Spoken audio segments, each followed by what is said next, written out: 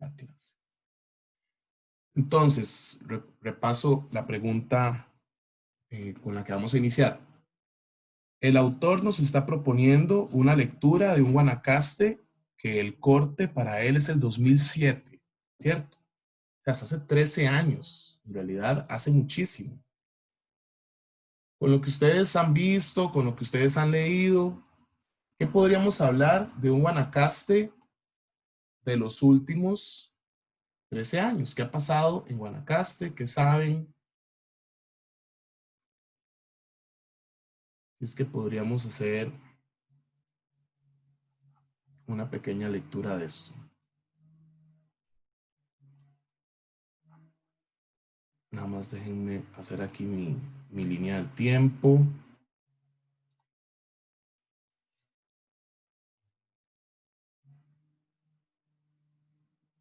Y listo. ¿Qué saben? ¿Qué sabemos de Guanacaste?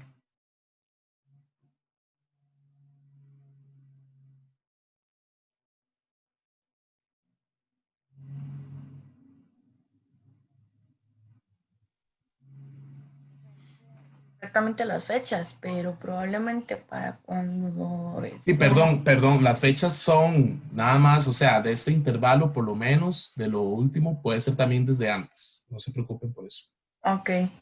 Sí, es que estaba pensando en eso porque no sé en el 2007, pero con el inicio del 2000 en Guanacaste y en demás zonas costeras lo que se empieza a ver es la inserción fuerte y masiva de demasiados proyectos hoteleros y compañías internacionales, más que todo inversión internacional.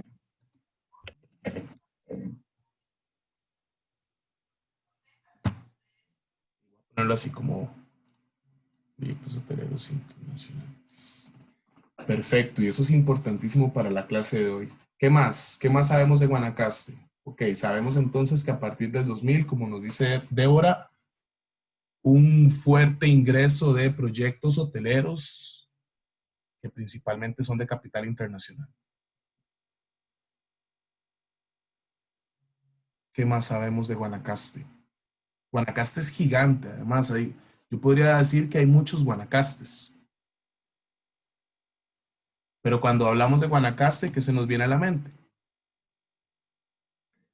Por ejemplo, Es si tuvieran, vacilón, sí, perdón, es que es vacilón porque la familia de mi papá es de Guanacaste, es de, bueno, casi llegando a Nicoya. Y el recuerdo que yo tengo de Guanacaste, digamos, es saber que a mediodía se iba al agua. O sea, yo tenía que estar bañada antes de mediodía, porque si no, ya después, para lo que yo ocupara, ellos recogían agua y ya se quedaba como en una pila, digamos, en tinajas, que era donde ellos la guardaban. Y para poder solucionar eso, porque mi abuela entró no sé, hace como 4 o 5 años, ella ocupaba agua para estar en consumo constante, entonces tuvieron que conseguir varios tanques de agua y me di cuenta que eso pasó en como en varias casas, digamos, cerca de donde vive mi papá, donde vivía mi papá, tuvieron que conseguir tanques de agua porque ya no podían más. perfecto, otro gran tema. Entonces, hoteles y falta de agua, esos son como los dos grandes dilemas que vamos a trabajar el día de hoy. ¿Quién más? Profe, también porque es una zona geográfica en la que dice en cuanto al agua. Entonces, esto, a los proyectos hoteleros, en pocas palabras, lo que hacen es expropiar el poco de agua que hay y dejan a la comunidad sin agua. Ok, entonces por condiciones geográficas ya de por sí hay un déficit hídrico y la poquita agua que hay se concentra en los proyectos hoteleros y digamos en estos grandes proyectos, actividades productivas. Entonces, condiciones geográficas que ya le dan una condición de déficit hídrico. Eso entonces también es donde volvemos al tema de que la naturaleza no la podemos despolitizar, sino también debemos verla como un actor más, ¿verdad? Que es un poco lo que nos está planteando siempre la ecología política. Bien, podemos dejarlo hasta acá, porque en general esos son los temas que vamos a ver. Por ahí nos faltó un poco hablar de ganadería, pero lo vamos a ver en la clase. También nos faltó un poco hablar de los ingenios de caña, que también son un tema bastante importante, y toda la dinámica costera, que sí sale mucho a partir de los hoteles, porque podríamos hablar de un Guanacaste tierra adentro, que es la mayoría, y podemos hablar también de un Guanacaste costero, ¿cierto? Y el Guanacaste costero, sin duda alguna, es el que se ha visto como mayormente, no sé si afectado es la palabra correcta, o transformado, pensaría yo que es más como lo que ha sucedido, porque sin duda alguna es una gran transformación lo que se ha vivido en Guanacaste en los últimos 35 años. Perdón, antes de compartirles la presentación, quería que viéramos un pedacito de un documental que posiblemente ustedes lo han visto, que se llama Quebrando los Huevos de Oro. ¿Lo han visto? Quebrando los Huevos de Oro. ¿Alguien lo ha... Ajá, Amalia. No, nunca la he visto. Ah, nunca lo han visto. Ah, ok. Yo lo voy a subir en nuestro entorno virtual. Es importante que lo vean. Dura 30 minutos. Así, saquen un ratito. Puede ser ahora al final de la clase para que lo vean.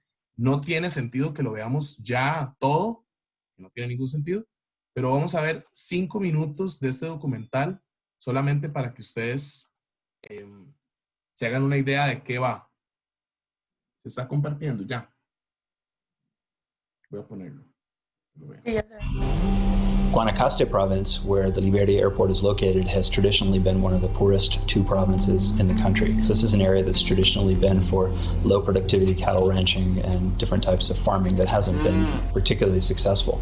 So the idea of having tourism developing was very attractive for politicians.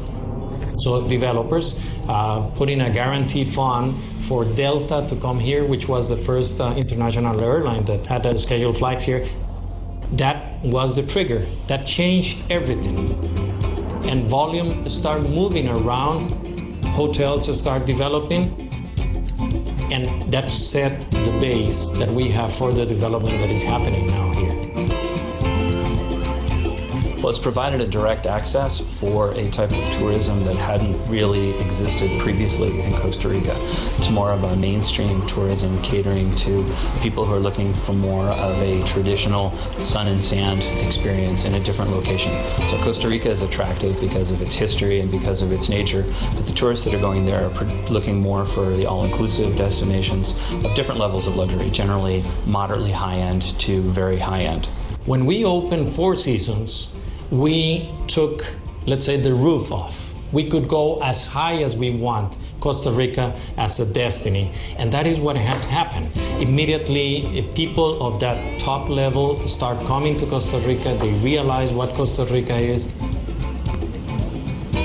building homes in other beaches, and that improved the investment also. So I think that bringing Four Seasons made another drastic change on the market that we were bringing to Costa Rica and what was going to happen in the following years. Tourism is a very strange product in the sense that most products, the more you sell, the better you are. So everybody thinks the car company that sells 3 million cars is better than the car company that sells 1 million cars. Actually 3 times better because they sold more. But tourism doesn't really work that way because you can have there's very different types of tourists that provide different types of impact. Voy a dejarlo ahí. Es buenísimo este documental, pero lo voy a dejar por acá y espero que lo vean después de la clase que vamos a tener hoy. Yo se los voy a subir Y empezamos hablando del turismo porque precisamente la transformación productiva que vivió Guanacaste en los últimos 35 años tiene que ver con un cambio, como bien lo menciona Alonso, de las actividades primarias, que era lo que predominaba en la zona, que eso ya lo habíamos visto de por sí con Caroline Hall, ¿recuerdan? ¿Verdad? Como la historia productiva, digamos, de grandes haciendas ganaderas, principalmente en Guanacaste, a un Guanacaste turístico.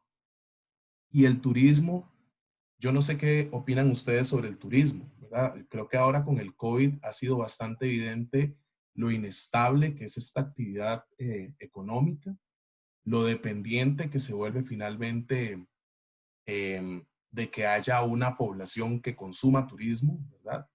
Y en tiempos de crisis económicas, las personas no van a destinar sus dineros para vacacionar. Van a destinar su plata para, pues, la materialidad básica, ¿no?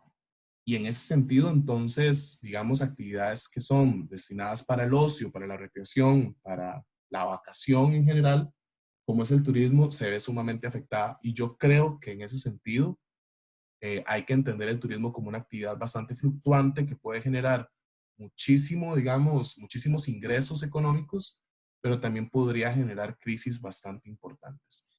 Y es interesante que Alonso escribe esto en el 2007, que es precisamente uno de los momentos más críticos en la historia de la construcción, digamos, del desarrollo inmobiliario, mejor dicho, no solo de Guanacaste, sino también del Pacífico Central.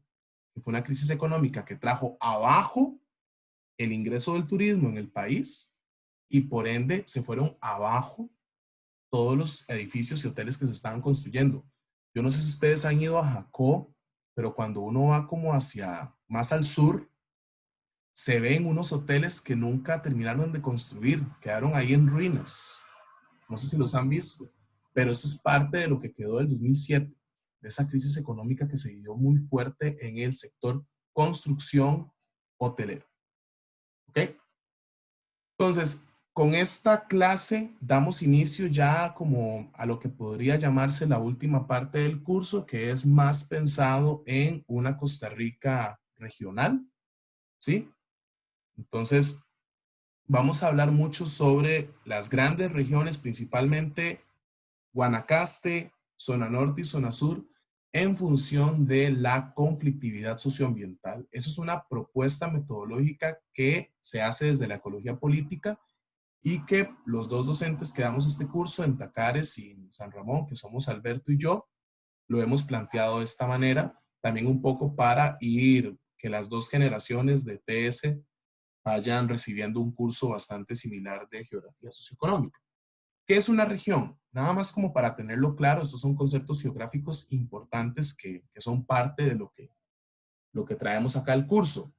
Es un concepto central, ¿verdad? En la geografía ha sido un concepto sumamente problemático también, porque hay colegas que están en contra, digamos, bueno, no sé si en contra, pero les parece que ya el concepto de región está obsoleto.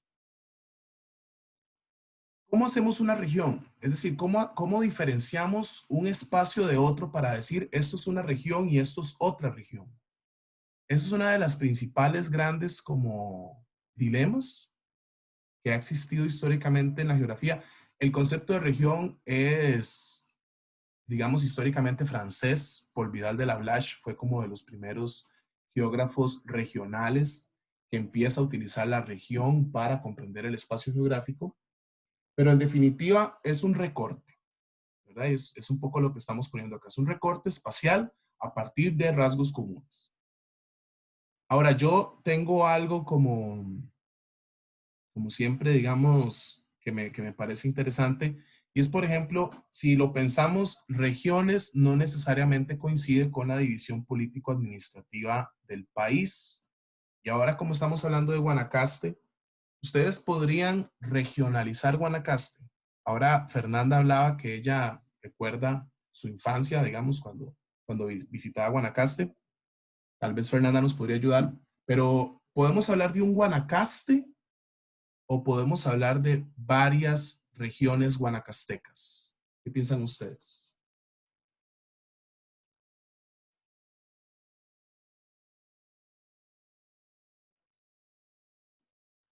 ¿Un Guanacaste o varios Guanacastes? Voy a ver si tengo aquí un mapa. Sí, dale. Yo opinaría que varios Guanacastes, varias regiones. ¿Cuáles, Alanis? ¿Cuáles podrían ser algunos? Aquí tengo un mapa. Ahí sí le quedó más igual, Tranquila, lo que pensés. pero consideraría que algunos son los que tienen un mayor abastecimiento de recurso hídrico y algunos otros no, debido a todo este desarrollo de hotelero. Ok, entonces como un Guanacaste con más agua, que si lo vemos en términos geográficos sería como un Guanacaste más montañoso. Podríamos estar hablando como de la zona de Tilarán y Bagaces, como un Guanacaste más montañoso. ¿Y el otro Guanacaste? No solo Alanis, quien más quiera. Es que yo creería que está dividido como en dos en el sentido de que hay un Guanacaste que se siente feliz y beneficiado por el turismo y digamos, tal vez su economía es un poco mejor y un Guanacaste que está llevándose el carajo, dijo mi abuela, y por el tema del turismo, ¿verdad? También porque hay escasez de recurso hídrico, porque hay escasez también en la parte, no sé, en la deforestación que provoca el turismo, o porque hay escasez porque subsisten de agricultura y ganado y no hay ni siquiera agua para esos sectores, digamos. Entonces yo creo que hay un Guanacaste dividido entre la gente feliz por el turismo y se beneficia de este y ve a la economía como algo bueno, y la gente que está viviendo condiciones sumamente deplorables producto del mismo turismo. Es interesante eso que decís, Amalia, porque de alguna manera ya eso no sé cómo lo podríamos cartografiar, ¿verdad? Sí se puede, sí, definitivamente sí podríamos hacer el intento, pero estamos hablando entonces de, lo voy a decir entre comillas, ¿verdad? Pero es un concepto muy normal en la ecología política, ganadores y perdedores, digamos, alrededor del agua y alrededor además, obviamente, de un tema de clase, ¿no? En Guanacaste. ¿Qué es lo que Profe, vamos a...? Sí, o los que se encuentran en una contradicción, porque usted puede ser que por medio del turismo tiene trabajo, ya sea un hotel, y luego llega a su casa y no tiene agua. Entonces también se vive una contradicción. una contradicción en el sentido de que aunque usted tenga un hotel, también se ve, digamos, No, o sea, afectado digamos que por... usted tiene trabajo al, por ejemplo, ser parte del personal de limpieza de un hotel, pero llega a su casa y no tiene agua. Entonces Bueno, depende del nutrido, pero a la vez le afecta. esa contradicción es prácticamente como la dinámica, ¿verdad? Como histórica. Cuando hablo de histórico, hablo de los últimos 40 años de Guanacaste, de hecho, ¿verdad? Que las personas ahora son asalariadas de estos grandes proyectos turísticos, que sí, trabajan del turismo, trabajan alrededor del turismo, pero no están ganando más que su salario. Es decir, no están recibiendo como ningún tipo de plusvalor o están acumulando nada de capital alrededor del turismo. O sea, son asalariados del turismo, personas trabajadoras del turismo, porque el turismo se ha convertido en una actividad económica central en Guanacaste. Ahora pensemos Guanacaste en este contexto de pandemia, con esto que estás diciendo vos, Tatiana. Pensemos Guanacaste en este contexto pandémico, donde es muy evidente, ustedes lo requete saben, el turismo está en el suelo en este momento. ¿Ok? Entonces, nada más este primer ejercicio era para que pensáramos en una regionalización de Guanacaste. Alani nos hablaba de que podríamos regionalizarlo en función de el acceso al agua, pero también podríamos entonces regionalizarlo en función de un Guanacaste feliz, un Guanacaste no feliz, pero bueno, también estamos mencionando esa gran contradicción de el ser asalariado de ese sector feliz, ¿no? Profe, Sí. yo no sé si ya en algún momento también lo mencionaron, pero como estas producciones de Teca y Melina, que se hacen mucho en Guanacaste, yo me acuerdo de una vez que fui con la universidad y son espacios gigantes que terminan en aserraderos y que ellos hablaban de conservación porque seguían sembrando, pero era por el mismo capitalismo para seguir consumiendo. Entonces, no sé, hay muchas contradicciones en eso también. Totalmente, hay que entender eso que acabas de decir es fundamental, Erika, que las actividades forestales, ¿verdad? Las plantaciones forestales de teca y de melina, en realidad son un monocultivo más, igual que la palma aceitera, igual que la piña, igual que la caña de azúcar, es un monocultivo más. El hecho de que sea un árbol no le da esta condición de que es un commodity que se está sembrando en realidad para deforestarlo, para poder producir materia prima, que es madera, para hacer muebles o para hacer casas o etcétera, etcétera, o pallets. Ustedes saben que el principal uso, digamos, de la teca y la melina es para hacer tarimas, ¿verdad? Es decir, estamos entendiendo entonces que la producción de ¿verdad? Como las plantaciones forestales están pensadas para producir madera, para poder generar entonces commodities, bueno, son commodities más bien que nos ayudan, o más bien que nos ayudan, no, es que estoy pensando en las tarimas, ¿verdad? Las tarimas al final son un elemento fundamental para poder transportar mercadería, ¿verdad? Es un poco como la lógica. Ahora, no solamente se usa para tarimas, sino que también la teca y la melina se utiliza para generar muebles, para generar, digamos, como varios derivados de la madera. Y sí, en Guanacaste es bastante fuerte también la producción forestal de teca y de melina. Profe, Solo para... Sí, dale. es que, bueno, no sé, yo tengo, vamos a ver, cuando la idea que yo tengo de Guanacaste es diferente de la zona en la que usted me pregunte. Porque, bueno, mis abuelos viven en una zona en la que usted, o sea, son como 5 minutos después de pasar el puente de la Amistad. Y son casitas humildes, algunas en condiciones de pobreza, eh, dispersas, no sé, cada 100 metros, en zonas súper áridas, eh, cada una pues, con tal vez sus vaquitas o no sé, digamos, pequeños espacios ganaderos. Y conforme uno va avanzando, porque la idea de nosotros cuando íbamos era que pasábamos, saludábamos a mis abuelos y después seguíamos hacia la playa, es como conforme nos vamos acercando a la costa, empiezan a crecer esas edificaciones gigantes, digamos, y empieza a verse más gente y más movimiento y más desarrollo. Y es como que uno estuviera en dos lugares completamente diferentes, digamos, el que usted encuentra recién pasado el puente de la Amistad y el que usted va encontrando ya la pura costa. Y ojalá sea una costa, ya no sé, Tamarindo, Jacó, Herradura y ese tipo de lugares, que son dos cosas completamente diferentes. Uh-huh. Sí, definitivamente, ahora con lo que estás diciendo, sumamos entonces, estábamos hablando de un Guanacaste montañoso, ¿verdad? Donde están las eólicas, un Guanacaste como, ¿verdad? Lluvioso incluso. Un Guanacaste más campesino, que corresponde mucho a los cantones de Ojancha, Nandayure, Nicoya, ¿cierto? Incluso en Cañas y en Bagaces también vamos a encontrar. Pero bueno, Cañas y Bagaces definitivamente son un Guanacaste cañero, ¿verdad? Tenemos un Guanacaste minero, Avangares, y tenemos definitivamente un Guanacaste costero, que no solamente es hotelero, porque ahí también se vive muy fuerte la contradicción. Hay pescadores en condición bastante de pobreza, que son parte de todos estos Guanacastes. Es un Guanacaste muy desigual, es un Guanacaste bastante, digamos en ese sentido, muchos Guanacastes. Habrá personas que van a Guanacaste y no tienen ni idea de todas estas condiciones que estamos mencionando acá. Ok, nada más para regresar un poco al inicio, ya vieron toda mi presentación, bueno, no importa, todo lo que les traía. Entonces, cuando hablamos de región, nada más es importante tener claro que no hay un solo criterio para definir una región. Es decir, aquí podríamos empezar a pelear y a discutir y a conversar cómo regionalizamos Guanacaste. Lo importante es qué criterios estamos utilizando. ¿Okay? Si son criterios biofísicos o son criterios socioeconómicos, ¿sí? Si son criterios climáticos o son criterios de la conflictividad socioambiental, etcétera, etcétera. Entonces, la regionalización también hay que preguntarla a qué responde, a qué criterios responde esta regionalización. ¿Okay? Entonces, al final es muy arbitrario. Eso es como lo que les quería decir, ¿verdad? También estoy como invitándoles a que critiquemos, por ejemplo, la regionalización que hay en este país, ¿verdad? Región Chorotega, región Brunca. ¿Quién definió esas regiones?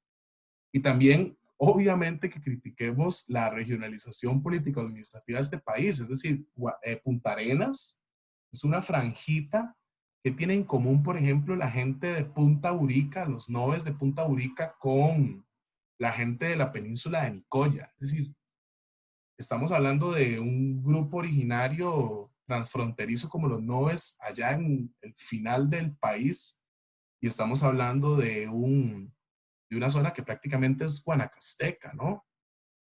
Y es interesante entonces también el pensar la historia de esas regionalizaciones. Ok, pues ya pensando en Guanacaste, vamos a concentrarnos hoy hablar de Guanacaste alrededor de la problemática, ¿verdad?, del acceso al agua y obviamente los conflictos socioambientales que se van a derivar de esta problemática.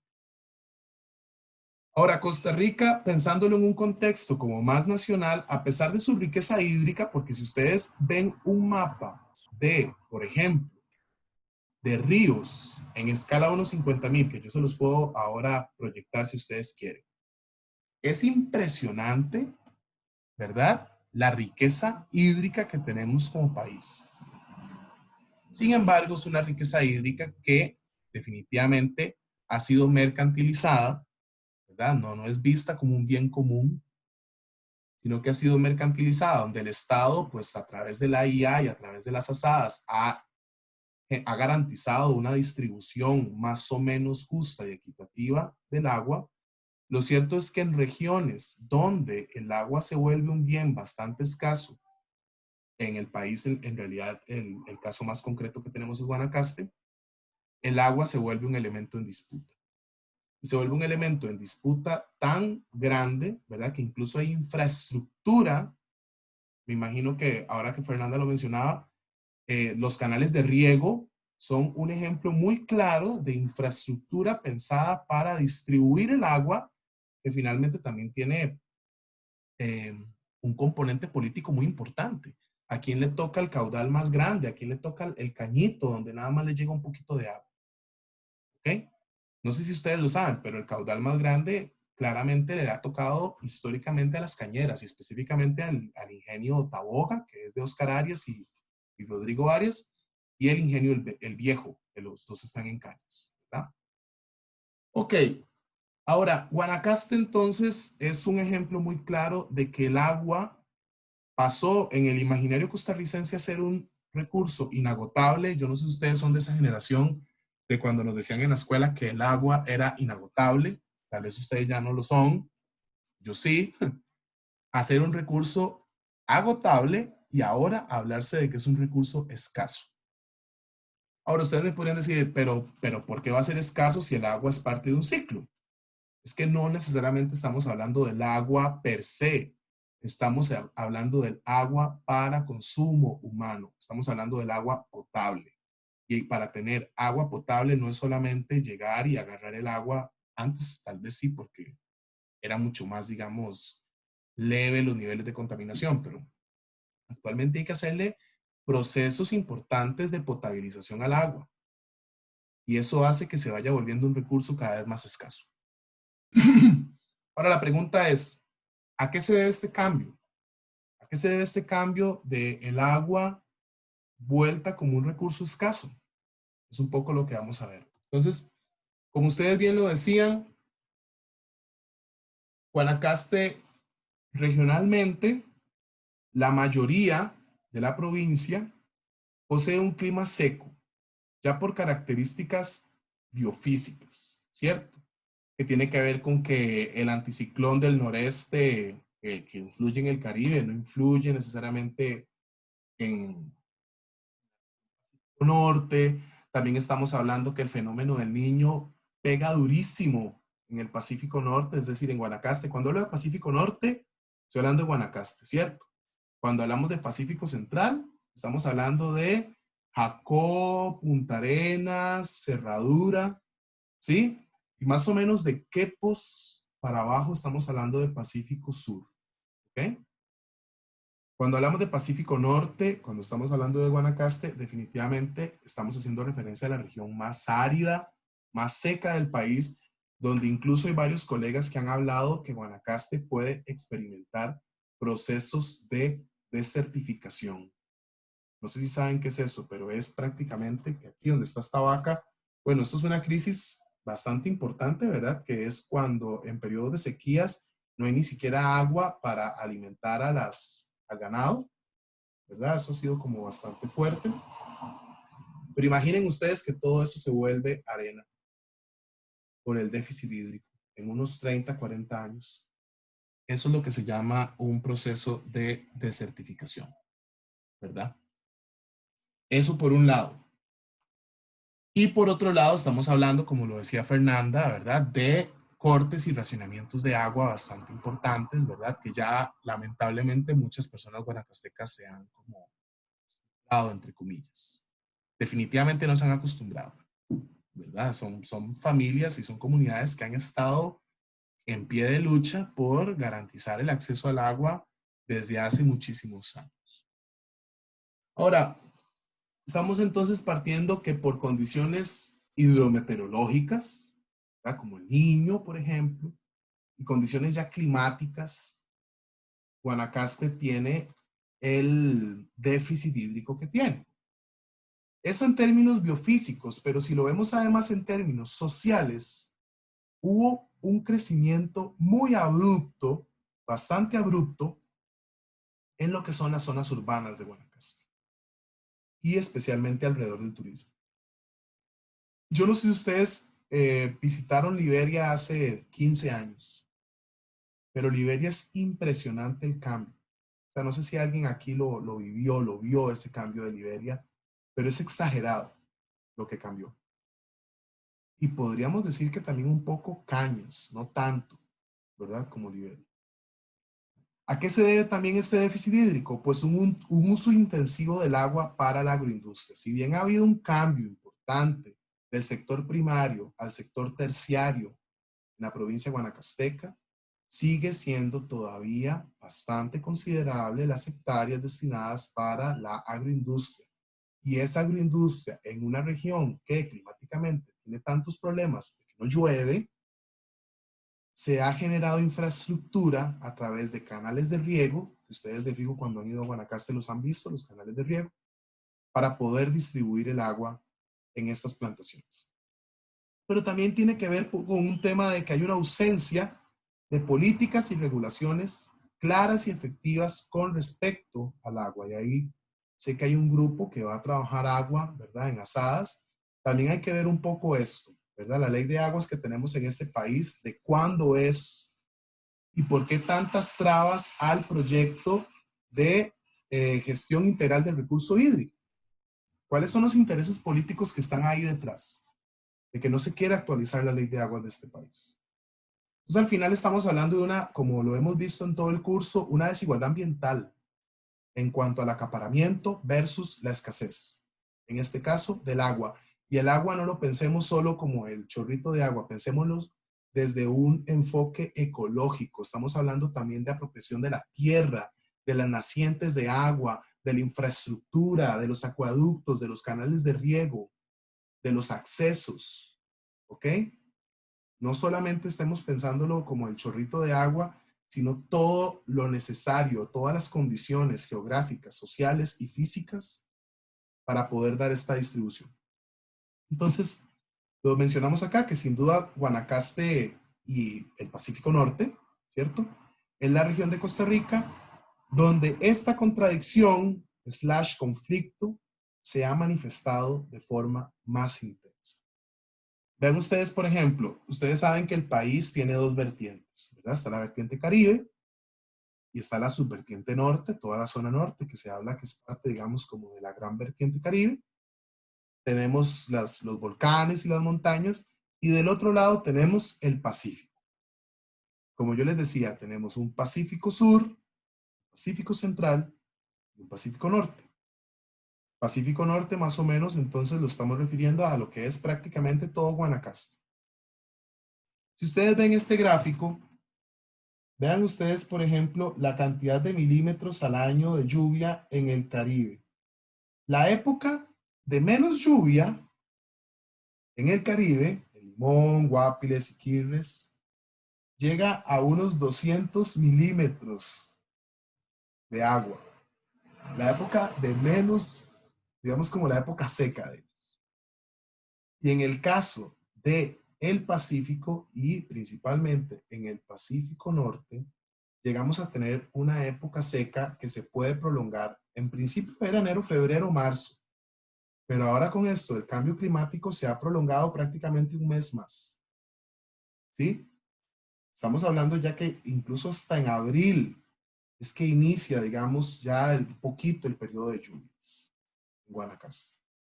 Ya de por sí por condiciones geográficas sumado a todo el proceso de cambio global, específicamente cambio climático, Guanacaste es una zona que hay que prestarle mucha atención. ¿Ok? Esto que ustedes ven acá es un río. Es lo que se conoce como ríos estacionales. Solo en época lluviosa se activan, ¿verdad? Ustedes los han visto, las quebraditas estacionales. Normalmente las identificamos pues por la forma, se ve muy clarito, ¿verdad? El cauce acá. Y también porque está bastante resquebrajado el suelo, que nos indica un déficit bastante importante de agua. También vemos presencia casi siempre de cantos rodados, que son estas piedritas redonditas, que se hacen redonditas porque el río las va moviendo. Entonces, pensando ya específicamente, ya para ir aterrizando, en los conflictos hídricos dados en Guanacaste por el modelo de desarrollo que se implementaba en la zona. Si ustedes vieron la lectura de Alonso, él lo que hace es analizar los conflictos por el agua en Guanacaste a la luz de ese cambio de modelo de desarrollo. ¿Cuál es ese cambio? El cambio de actividades primarias, principalmente el agro, a sector terciario, principalmente turismo. ¿Verdad? Eso es clarísimo que hay que tenerlo, digamos, como sobre lo que ha sucedido en Guanacaste. Se habla mucho de 80s, ¿verdad? Ustedes saben que en las ciencias sociales 80 siempre va a ser como la década para poder hablar de cambios estructurales por el proceso, digamos, de neoliberalización y globalización en general. Y ustedes ahí tienen muchos autores, Harvey, y Wallerstein y Chomsky, no sé, que hablan bastante como sobre este proceso. Y él lo menciona en este ajuste estructural post-80s, ¿verdad? Donde la economía nacional se vuelve cada vez más abierta a lo que él menciona que son circuitos de acumulación transnacionales, que ustedes también lo van a encontrar mucho, sobre todo si leen sobre Guanacaste, si leen mucho sobre boom inmobiliario, desarrollo hotelero, estas siglas, inversión extranjera directa. Porque incluso existió un proyecto para activar la economía guanacasteca donde este concepto era central. Era traer extranjeros que quieran invertir en Guanacaste. ¿Ok? Y bueno, eso definitivamente hay que enmarcarlo en un estado de tipo neoliberal que va a garantizar las condiciones para que funcione este mercado liberalizado. Si lo pensamos en términos geográficos, para que ustedes puedan garantizar inversión extranjera directa en una zona como Guanacaste, ¿verdad? Que ya sabemos que tiene sus problemas hídricos, pero también sabemos que tiene una belleza paisajística que es incomparable, ¿verdad? Es un lugar impresionantemente hermoso, las playas. ¿Qué necesitan ustedes? Digamos que somos un grupo de inversionistas, o más bien somos un grupo que quiere atraer inversión extranjera directa. ¿Qué le debemos garantizar a esas personas inversionistas? Debemos garantizarles una buena red de transportes y debemos garantizarles, obviamente, una salida aérea al exterior. Y en ese sentido toma relevancia el aeropuerto Daniel Oduber. Es central para entender las dinámicas y las transformaciones productivas que han ocurrido en el Pacífico Norte. ¿Verdad? El aeropuerto Daniel Oduber, y ustedes lo van a ver en el documental, cuando ya hacen su primer ingreso del grupo Delta, eso empezó a traer, ya no había que bajarse en Alajuela, ya no había que ir a Juan Santa María, usted podía llegar directo a Guanacaste. Y bueno, obviamente la ampliación de la carretera, que en realidad responde más a un corredor logístico llamado Proyecto Mesoamérica, que viene desde el sur de México hasta Panamá. Antes se llamó Plan Puebla-Panamá, posiblemente ustedes lo han escuchado, que era precisamente un motor logístico para poder mejorar, ¿verdad? Las condiciones de movilidad para atraer inversión extranjera directa, específicamente en el turismo, ¿verdad? No solo en Costa Rica, sino en el Pacífico Centroamericano. Y el documental de Quebrando los Huevos de Oro se acompaña de un informe escrito.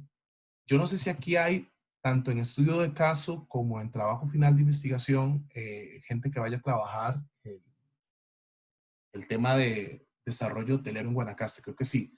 Pero el informe de CREST sobre impacto del turismo relacionado con el desarrollo en la costa pacífica de Costa Rica es excelente, ¿verdad? Porque precisamente nos va mostrando toda esta, digamos, como evolución histórica en los últimos 40 años en Guanacaste, hasta llegar, digamos, a la crisis actual que tiene. Entonces, si lo vemos como la aplicación del ajuste estructural en Guanacaste, definitivamente hubo una fuerte reestructuración económica, que ustedes la tienen acá, ¿verdad? Ustedes la vieron en la lectura.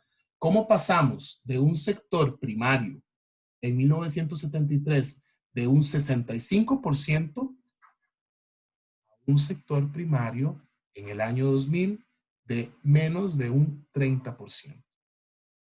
Y pasa exactamente lo mismo con el sector terciario, ¿verdad? O sea, estamos hablando que el sector terciario era como de un 20% en el 73 y estamos hablando que ahora es prácticamente la mitad. Ojo que es 2000. ¿Qué pasaría si nos toca hacer el gráfico en el 2020? ¿Quién sabe? ¿Sí? Eso es una tarea, digamos, de investigación que nos toca. Entonces, bueno, claramente pasamos de una economía primaria agropecuaria, ¿verdad? De granos básicos, pero también de postres como la caña y también como la ganadería y la pesca, que son agropecuarios en realidad, que tenían una fuerte conexión con el mercado local y nacional, a una economía de tipo terciaria, ¿verdad? Que es de servicios, específicamente de turismo de masas. Ahora, hay muchos tipos de turismo de masas. El turismo de masas que se ha especializado en Costa Rica es el de sol y playa, ¿verdad? Es como el turismo, digamos, como el megaturismo también se le llama como de mayor importancia. Imagínense ustedes que en algún momento la producción de frijol y de maíz en Guanacaste era tan importante que se habla de una reducción de casi el 90% de la extensión sembrada en estos últimos 40 años. Y eso lo vimos también en la clase de transformaciones en el agro, ¿verdad? Que entró también como, ustedes tuvieron que hacer un balance en el examen sobre eso. Bueno, claramente ustedes han visto en la literatura muchísimo sobre el enclave bananero, pero si ustedes ven desde las ciencias sociales críticas también se habla de enclave turístico. Van a ver mucho sobre enclave turístico.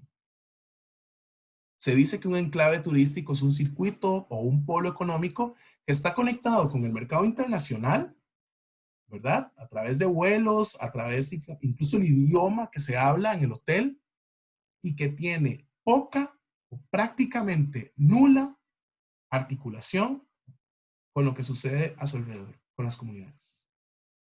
Es decir, son hoteles cerrados, todo incluido, donde la persona ingresa al hotel una semana y no tiene ninguna relación con las comunidades. No sabe qué es lo que está pasando allá afuera. No consume afuera. Esos son los enclaves turísticos y es un tipo de turismo muy específico que se ha dado en Guanacaste. Tenemos el ejemplo del Hotel Hilton, tenemos el Hotel Marriott, tenemos el Hotel Riu, por citar algunos ejemplos, y si lo vemos en un área geográfica importante, tenemos el polo turístico de Papagayo, que es un tipo de turismo de enclave o enclave turístico. Bueno, ustedes lo vieron en la lectura, que Alonso evidencia que el excedente que se genera en este tipo de turismo es apropiado principalmente por transnacionales, ¿verdad? Entonces ahí se habla de un crecimiento empobrecedor. Es decir, en las estadísticas aparece como bastante ingreso, digamos, ingreso de capital, pero cuando ya empezamos a hacer a pie, digamos, el Guanacaste, empezamos a hablar con la gente, nos preguntamos, ¿pero dónde están estos ingresos? Es decir, seguimos viendo un Guanacaste bastante empobrecido. ¿Ok? Y bueno, lo que les mencionaba, ¿verdad? Que en definitiva el aeropuerto Daniel Oduber es un punto de inflexión, es un detonante en toda esta dinámica, ¿verdad? Y por eso es que hay una preocupación muy grande en que esto también suceda en el Pacífico Sur de este país. Hace como unos 10 años más o menos empezó a hablar de hacer un aeropuerto internacional por Sierpe, allá en Palmar Sur. Y lo que empezó a decirse mucho es que se quería guanacastizar la península de Osa y el Valle del Liquis. Precisamente por lo que pasó en Guanacaste una vez que se habilitó, porque el Oduber está desde los 70s, pero cuando ya se habilitaron las aerolíneas internacionales, que fue en el 95, es a donde empezamos a observar este gran cambio que ustedes ya lo vieron en esta gráfica. Entonces pasamos de un Guanacaste primario, que ahora no hay que caer en, ¿verdad?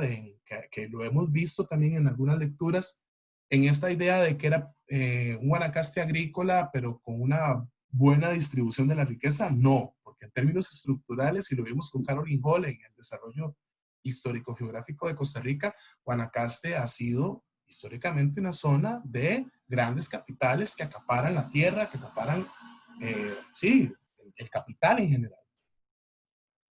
Y lo vemos principalmente en la ganadería, que es una ganadería de carne, que tuvo, digamos, su fuerte en los 80s, 90s con el boom de McDonald's. También se habla de la McDonaldización de Guanacaste, que era ganadería pensada para producir carne para el Big Mac, digamos, para las hamburguesas en Estados Unidos.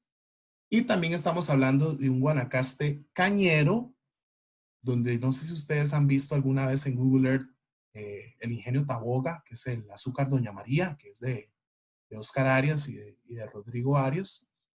Es el ingenio de caña más grande de este país. Es impresionante. Y ahora pensemos, caña en Guanacaste, déficit hídrico, ¿cómo se hace esa ecuación? Entonces recordemos los canales de riego, ¿verdad? El distrito de riego y avenamiento, que en este lugar toma, es importante, Senara como una institución ahí como central en toda la discusión, ¿verdad? Entonces un Guanacaste ganadero, un Guanacaste agrícola, un Guanacaste cañero y un Guanacaste pesquero que no desaparece. En realidad lo que estamos viendo es como un mosaico donde el Guanacaste inmobiliario costero entra con mucha fuerza a aumentar el proceso de polarización y desigualdad en la zona, ¿verdad? Pero también en una cuestión geográfica a desplazar. Y ahí es importante también que tengamos muy claro, ustedes pueden leer a David Harvey, él tiene un texto que se llama Acumulación por Desposesión, que es mucho lo que sucedió en Guanacaste. Gente que su finquita la termina vendiendo a un inversionista extranjero que bota la casita, bota el rancho y construye una casa de vacación, y eso sale en el documental de Quebrando los Huevos de Oro, y posiblemente el nieto, un señor ya de 60 años, que es que su abuelo fue el dueño de esas tierras hace muchos años, ahora es el jardinero, ¿no? De esa casa. Y eso es bastante importante, digamos, ese desplazamiento, ese despojo que ha ocurrido en este Guanacaste que estamos viendo en estas diapositivas. Entonces, ¿cuáles son características e impactos de este modelo turístico? Bueno, son emprendimientos de gran escala. Y si estamos hablando de gran escala, hay que hablar también de grandes impactos. Entre más grande sea un emprendimiento, mayores serán sus impactos. Y no estoy hablando solo de impactos ambientales. Recuerden que en este curso estamos entendiendo lo ambiental con lo social, socioambiental. Entonces, por ejemplo, si estamos hablando de un mega hotel como el Rio Palace en la playa Matapalo, hay que también pensar en los mega impactos que va a traer un hotel de este tamaño, ¿no? Entonces, es importante que en este proceso Guanacaste llegó a ser la provincia número 2 con mayor espacio construido, ¿sí? Después de San José, Guanacaste, precisamente por el boom inmobiliario que ha vivido en las últimas décadas. ¿Sí? Entonces se da un consumo y una explotación intensiva del agua. Imagínense ustedes, es un sitio que se ha destinado como prácticamente un paraíso de vacacionar. Entonces tendrán necesariamente que construirse torres, que construirse piscinas, canchas de golf, marinas, etcétera, etcétera. ¿Verdad? Y eso ha generado procesos bastante conflictivos, donde la gente lo ha denunciado muchísimas veces, que es que incluso los hoteles han llegado a cercar las playas, a decir, aquí usted no puede entrar. Eso no se puede. La zona marítimo terrestre es, digamos, ese espacio inalienable del Estado costarricense. Ahí podemos entrar todas las personas. Pero ¿qué es lo que hacen? Y ahí son muy vivos. No privatizan la playa, privatizan el acceso a la playa, la entrada a la playa. Entonces, ¿qué tendrías que hacer? Tener un bote, para poder entrar a la playa. No, la gente podía entrar por tierra. Ah, pero ahora están cobrando o ahora simplemente están diciendo que no, porque es de uso exclusivo para los clientes del hotel. ¿Verdad? Justo eso pasa en Conchal, profe. Ajá. Eso pasa en Conchal. Sí, con el hotel de reserva Conchal intentaron bloquear las dos entradas a la playa y para que le quede exclusivamente al hotel de reserva Conchal y al otro que están construyendo, creo. Todavía a la fecha eso está pasando. Sí, Sí. Yo lo recuerdo en Papagayo y lo recuerdo también en Matapalo, ¿verdad? Y ahora ustedes mencionan también en Conchal. Profe, de hecho, una vez íbamos con mi familia a intentar ir no recuerdo si era la playa de Papagayo o a la playa que está pasando el hotel de Papagayo. Y recuerdo que uno preguntaba que por dónde se podía entrar a la playa y decían, no, es que nada más se entra por el hotel. Nosotros, ¿cómo va a decir que se entra por el hotel si se supone que la playa es un espacio público? Y dice, es que la gente puede entrar, pero por el hotel. Entonces es como, ok, la gente que viene a pasar su día, que viene con sus cositas, va pasando en medio del hotel. Entonces, ¿qué es lo que hace? Que evite que la gente entre, digamos, porque la gente no se va a sentir cómoda. Exacto, exacto. También hay una cuestión ahí de expulsión simbólica.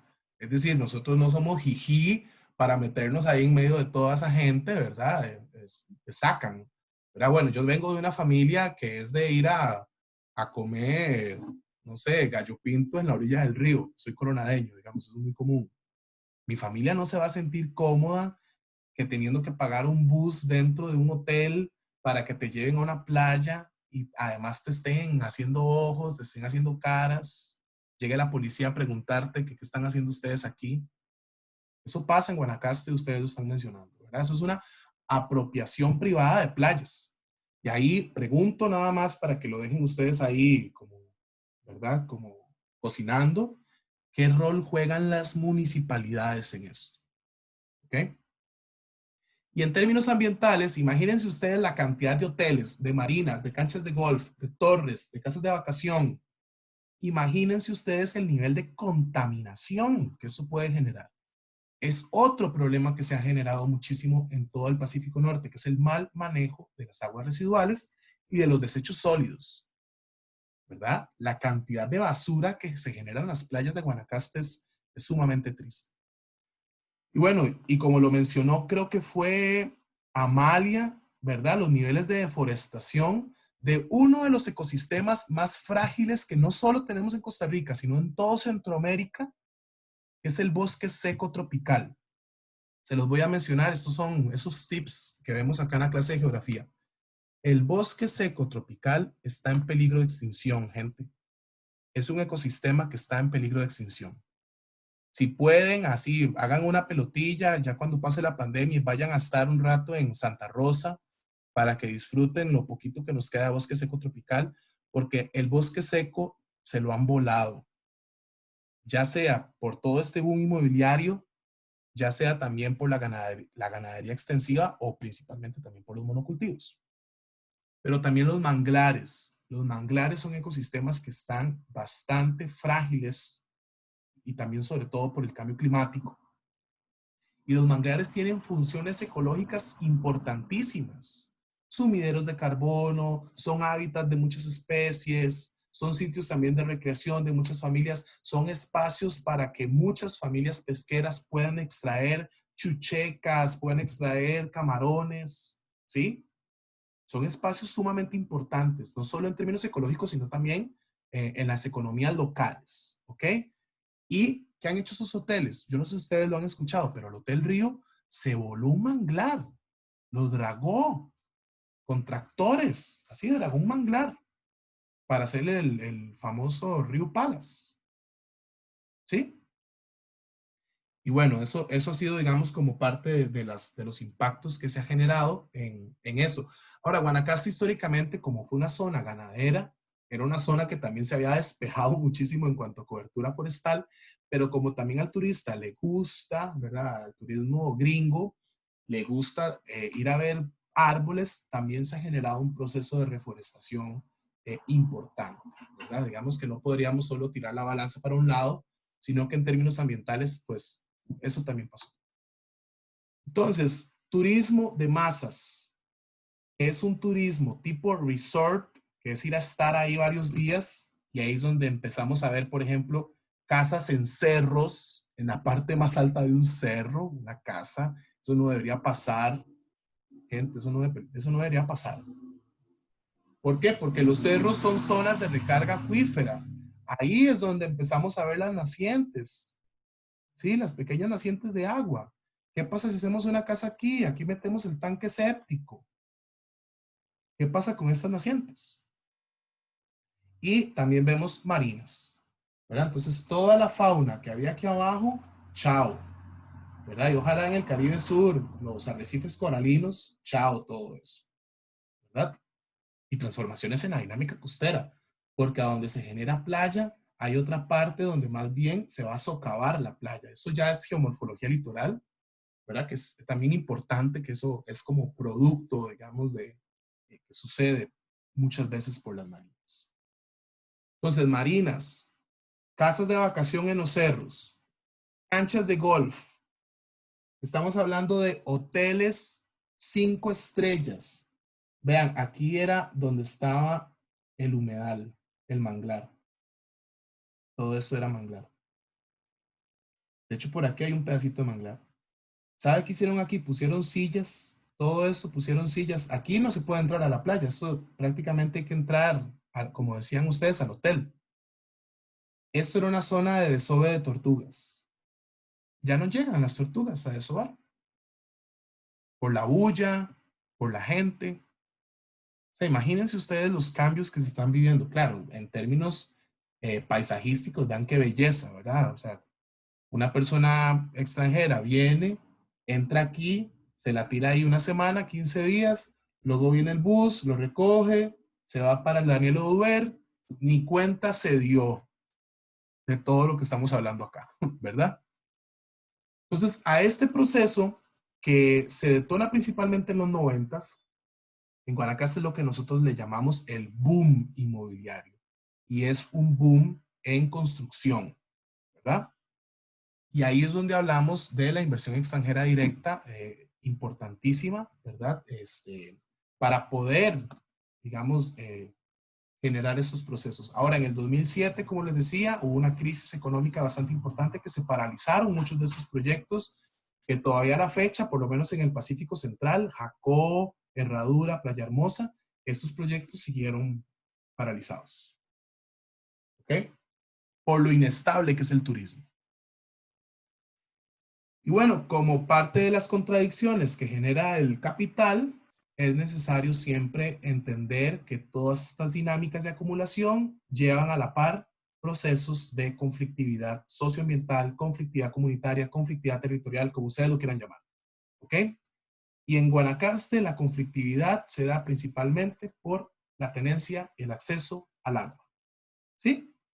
Entonces, son problemas por el agua que van a presentar características muy distintas según las zonas de Guanacaste donde se estén dando, ¿verdad? Según la cuenca hidrográfica. Si bien Guanacaste, casi todo Guanacaste, forma parte de la cuenca del río Tempisque, ¿verdad? Vean, todo eso es la cuenca del río Tempisque. Tenemos unas cuencas pequeñitas en la costa, muchas cuencas pequeñitas en la costa, y tenemos la cuenca del río Bebedero. Esos son las dos principales cuencas. Yo sé que es un concepto geográfico que puede ser complicado para ustedes. La cuenca no es el río.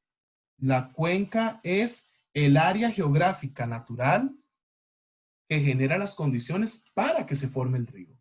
Y nosotros delimitamos una cuenca por las montañas. Las partes más altas son los que van a generar una cuenca. Vean la cuenca del Tempisque, es gigante. Ya luego uno entiende por qué es un río tan grandote, ¿verdad? porque tiene una cuenca bastante importante. Y adentro de esa cuenca, ustedes saben que está las cañeras, ¿verdad? Están las eólicas, hay pueblos enteros también ahí. ¿Okay? Entonces, bueno, en Tempisque y en Bebedero va a predominar el uso agropecuario, ¿verdad? Para ganadería y para las cañeras. Y eso genera conflictos por el acceso al agua, ¿verdad? Ya que hay acaparamiento, también hay contaminación. Pero ustedes saben que la ganadería de carne genera mucho impacto ambiental.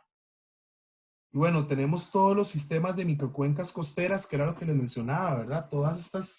Estos son cuenquitas pequeñitas, como ríos que nacen aquí en los cerros y ya salen al mar, ¿verdad? Entonces generan cuenquitas muy pequeñas, distintas a la cuencota del Tempisque que tenemos a la par, donde predomina la actividad turística, ¿verdad? Entonces se explotan las aguas subterráneas, los acuíferos, eso lo explotan, le sacan muchísimo, sí, lo están gastando bastante rápido, ¿no?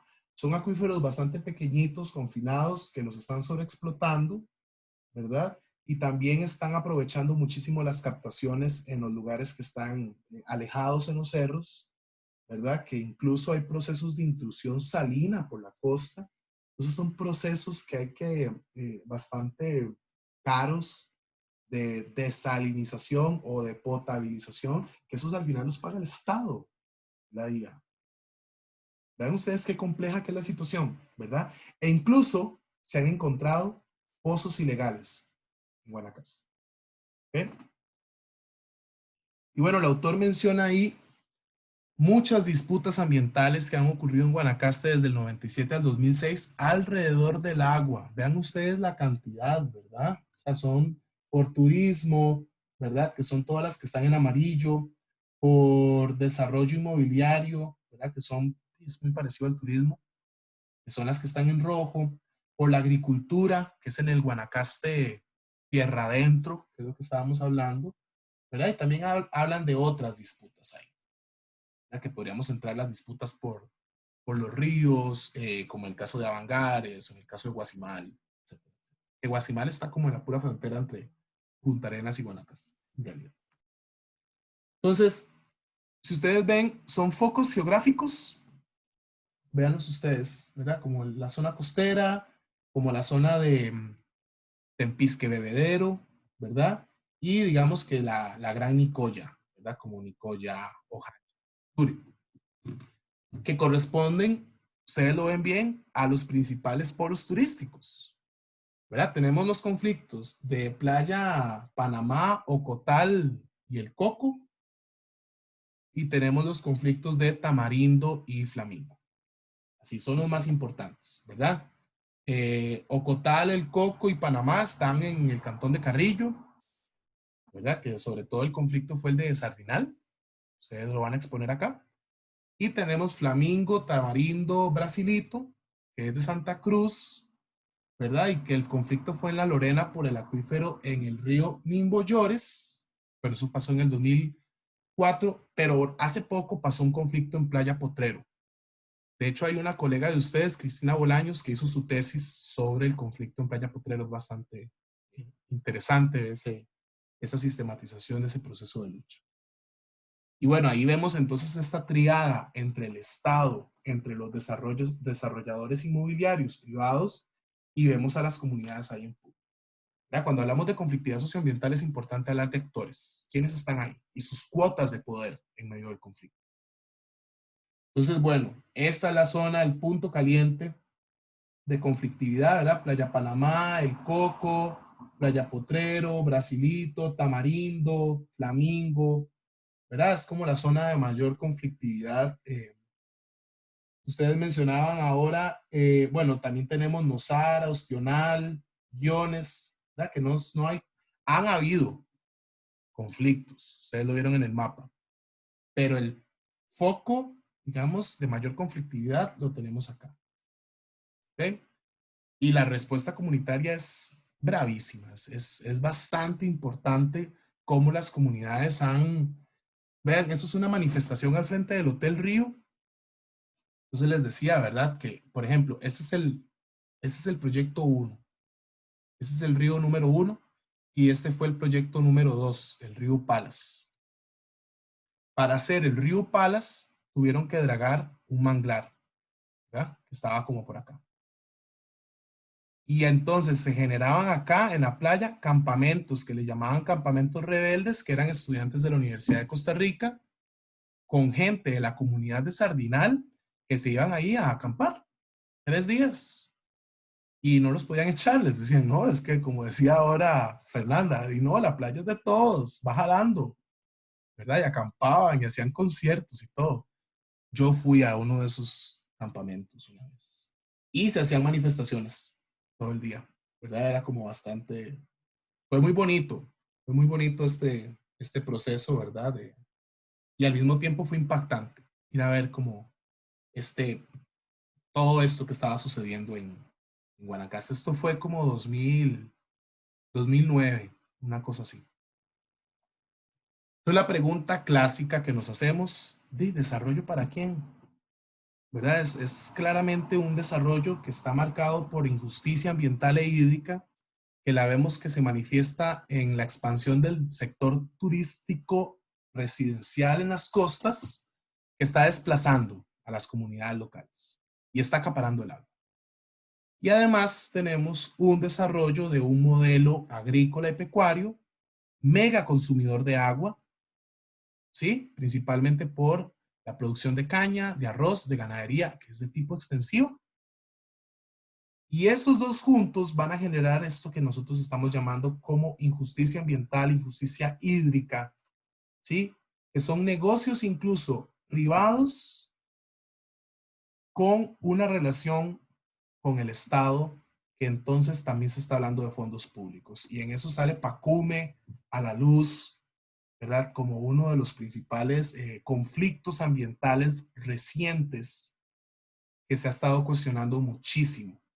Porque además tienen que inundar un montón de área, tienen que desplazar comunidades, pero también es como, bueno, pero esa agua, ¿para qué es? Y claro, la justificación es el déficit hídrico de Guanacaste, no hay agua en Guanacaste, hay que llevar agua a Guanacaste.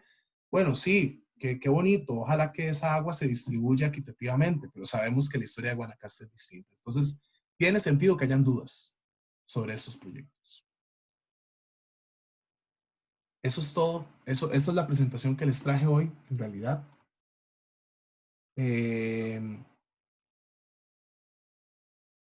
Bueno, perfecto. Sí, claro, yo voy a subir la clase. No es que estaba viendo el texto que mandó Erling. De hecho, les quería preguntar eso. ¿Cómo está la cosa ahí en San Ramón? ¿Saben ustedes? Voy a dejar de grabar en este momento.